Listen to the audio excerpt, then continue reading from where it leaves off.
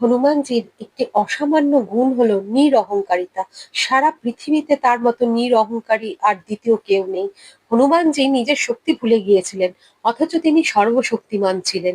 বাল্যকালে ভীষণ দুষ্টুমি করতেন বলে অঙ্গিরা ও ভৃগু বংশের ঋষিরা তাকে অভিশাপ দিয়েছিলেন তিনি তার সমস্ত শক্তি ভুলে যাবেন, এবং কেউ তার অসীম শক্তির কথা তাকে মনে করিয়ে দিলে তখনই তিনি পুনরায় সমস্ত শক্তি ফিরে পাবেন। মাতা সীতার খোঁজ করতে লঙ্কা যাবার আগে শ্রী জাম্ববান তাকে তার অসীম শক্তির কথা মনে করিয়ে দেন। হনুমানজির নিজের সমস্ত শক্তির কথা মনে পড়ে যাওয়ার পরও, এত শক্তির অধিকারী হয়েও তিনি বয়োবৃদ্ধ শ্রী জাম্ববানকে বলেন যে তার এখন কি করণীয়। নিরহংকারিতার কত বড় নিদর্শন!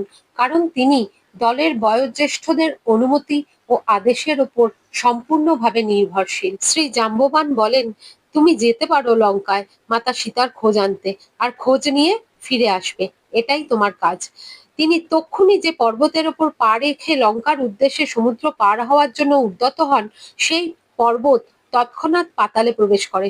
সমুদ্র পার হওয়ার সময় প্রথম সাক্ষাৎ হয় শূরসার সাথে। তিনি নাগেদের মাতা ছিলেন।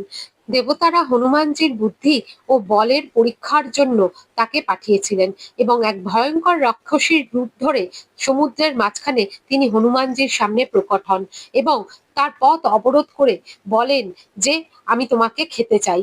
হনুমানজি বলেন, আমার এখন সময় নেই, সীতা মাতার খোঁজ করে আসি, তখন তুমি আমায় নিশ্চিন্তে খেও। শূরসা বলে, আমি এক্ষুনি খাবো। হনুমানজি বলে, তাহলে দেরি করো না। শূরসা 1 যোজন মুখ খোলেন। 1 যোজন মানে 8 মাইলের সমান। হনুমানজি নিজের আকার 2 যোজন করে ফেলেন। শূরসা 2 যোজন মুখ খুললে হনুমানজি 4 যোজন বড় হয়ে যান। এইরকম ভাবে শূরসা 16 যোজন অব্দি মুখ বড় করে, আর হনুমানজি 32 যোজন বড় হয়ে যান। যখন শূরসা এইভাবে 64 যোজনের সমান মুখ বড় করেন, তখন হনুমানজি ভাবেন এইভাবে তো হবে না। তিনি ক্ষুদ্র রূপ ধারণ করে শূরসার মুখে প্রবেশ করেই বেরিয়ে আসেন। মুখ থেকে বেরিয়েই এসে তিনি বলেন, মা, আমি বেরিয়ে এসেছি, এবার বলো কি করব। তোমার ইচ্ছেও পূরণ হলো, আমার ইচ্ছেও পূরণ হলো, এবার তো আমাকে রাম কাজ করতে যেতেই হবে। শূরসা হনুমানজির বুদ্ধি দেখে অত্যন্ত প্রসন্ন হয়ে তাকে আশীর্বাদ দিয়ে সেখান থেকে চলে যায়। এই ঘটনা আমাদের দেখায়, যখন দরকার ছিল তখন তিনি বিশাল আকার ধারণ করেছেন, আর যখন বুদ্ধি দেখানোর ছিল তখন ছোট আকার ধারণ করেছেন। বুদ্ধিমান ব্যক্তিরা ছোটই হয়।